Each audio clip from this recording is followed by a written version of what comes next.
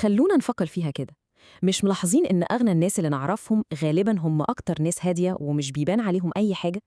يعني شوف كده الراجل اللي بيفتح ورشته كل يوم الصبح في صمت، أو القريب اللي في العيلة اللي عمرك ما سمعته بيتكلم عن إنجازاته. هم دول اللي بيبنوا أصول حقيقية بجد. وعلى الناحية تانية بقى، تفتح السوشيال ميديا تلاقي عالم تاني خالص، عالم كله استعراض، وكأن النجاح ده مجرد صورة حلوة وخلاص. وهو ده بقى الفرق كله، الفرق الجوهري. الصورة دي بتلخص الحكاية.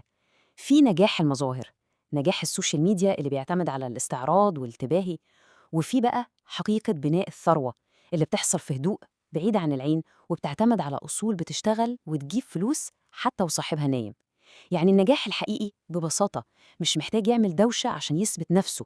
طيب النهاردة بقى هنتكلم عن 8 قواعد ممكن نعتبرهم 8 أسرار هيغيروا طريقة تفكيرنا في الفلوس تماماً. الأفكار دي مش جديدة على فكرة، دي استراتيجيات كلاسيكية، بس احنا هناخدها ونفصلها على مقاس عالمنا السريع ده، عالم 2026. يلا بينا نخش في الموضوع على طول. أول حاجة وقبل أي حاجة، الحماية. شوف، قبل ما نفكر إزاي ننمي الثروة دي، لازم الأول نبني حواليها سور، درع يحميها. ليه؟ لأن اللي ممكن تبنيه في سنين طويلة ممكن جدا يضيع في لحظة واحدة لو مش متأمن كويس. والدرع ده بقى ليه 3 أجزاء أساسية. أول حاجة الكتمان، أو زي ما بنقول داري على شمعتك تقيد. كل ما الناس عرفت أقل عن نجاحك وفلوسك، كل ما هتبقى حر أكتر وبعيد عن العين والحسد والمشاكل. تاني حاجة الحماية القانونية، ودي مش رفاهية، دي أساس. لازم تفصل فلوسك الشخصية عن فلوس شغلك. أسهل حاجة تعملها هي شركة صغيرة بمسؤولية محدودة، دي بتحمي كل اللي بنيته. تالت وأهم حاجة الدايرة اللي حواليك. الناس اللي بتقضي معاهم وقتك دول يا إما بيشدوك لفوق يا إما بيغرقوك معاهم. لازم تختار صح، اختار الناس اللي بتضيفلك مش اللي بتستنزف طاقتك وفلوسك. تمام قوي. كده إحنا بنينا السور وحمينا القلعة بتاعتنا. نيجي بقى للجزء الأحلى، الجزء الممتع. إزاي نخلي الفلوس دي هي اللي تشتغل عشاننا وتكبر لوحدها؟ هنا بقى بنحول من خطة الدفاع لخطة الهجوم، بس هجوم مالي مدروس طبعاً. وقبل ما نهاجم لازم نعرف إيه العدو اللي بنحاربه. في عدو صامت حرامي خفي اسمه التضخم. ببساطة شديدة، كل جنيه متشال على جنبه مش بيشتغل، قيمته بتقل كل يوم بيعدي. الفلوس دي عاملة بالظبط زي الموظف، لو ما اديتلوش شغل يعمله هيكسل ويزضي وقيمته هتروح. لازم الفلوس تفضل في حركة مستمرة. طيب، إزاي نشغلها؟ في مبدئين مهمين جدا للنمو. المبدأ الأول، اوعى تجري ورا الزحمة.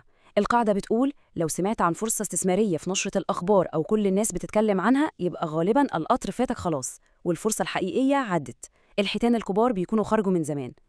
المبدأ التاني وده يمكن أهم، نوع مصادر دخلك. فكرة الاعتماد على مرتب واحد بس في زماننا ده بقت مخاطرة كبيرة قوي. لازم يبقى فيه خط باء، شغل جانبي، مشروع صغير أونلاين، أي أصل بتستثمر فيه وبيجيب لك دخل كل شهر، أي حاجة.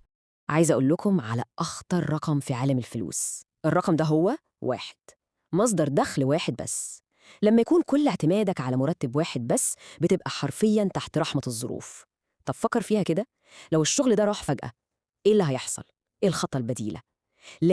لازم يكون في مصدر تاني وتالت. دي مش رفاهية، دي شبكة الأمان الحقيقية. دلوقتي بقى وصلنا لأهم قاعدة في كل اللي قلناه، أهم استثمار ممكن أي إنسان يعمله في حياته كلها، الأصل الوحيد اللي محدش في الدنيا يقدر ياخده منك مهما حصل. طيب تفتكروا إيه هو الاستثمار ده اللي بيجيب أعلى عائد ممكن في العالم؟ فكروا كده لثانية. ذهب؟ عقارات؟ أسهم في البورصة؟ تفتكروا إيه؟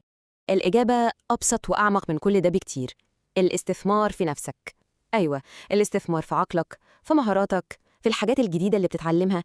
دي هي الحاجات اللي بتصنع الفلوس أصلاً، وهي دي الكنز اللي مستحيل أي حد يسرقه. كل ما مهاراتك وقيمتك زادت، كل ما الفرص جريت وراك. العائد على تطوير الذات، مفيش أي عائد في الدنيا ممكن يقارن بيه. ونيجي بقى لآخر قاعدة، القاعدة اللي بتربط كل الخيوط دي في بعضها، الفلسفة اللي بتلخص كل حاجة قلناها عن عقلية بناء الثروة في هدوء. المقولة بتقول ابني في صمت ودع النجاح يحدث الضجيج. يعني إيه؟ يعني الناس اللي بتبني بجد مش فاضية تتكلم أو تستعرض، هم مركزين في شغلهم وبس، بيبنوا بهدوء، ولما بيوصلوا لهدفهم النتيجة نفسها هي اللي بتعمل كل الدوشة وبتتكلم عن نفسها. الهدف في الآخر هو راحة البال والاستقرار الداخلي، مش إننا نستنى تصفيق من حد. فالخلاصة إيه؟ الخلاصة إن العالم مليان دوشة ومظاهر ممكن تخدع. خلينا إحنا نكون الناس الذكية اللي بتبني مستقبلها في هدوء. والأهم من كل ده إن الكلام ده ما يفضلش مجرد كلام بنسمعه خلاص، لازم يتحول لفعل. اختاروا قاعدة واحدة بس، قاعدة واحدة من كل اللي قلناه، وابدأوا بيها من بكرة. صدقوني، خطوة صغيرة واحدة ممكن تكون بداية تغيير كبير جدا. اشترك في قناة قرشين على تليجرام علشان تتعلم أكتر عن الفلوس.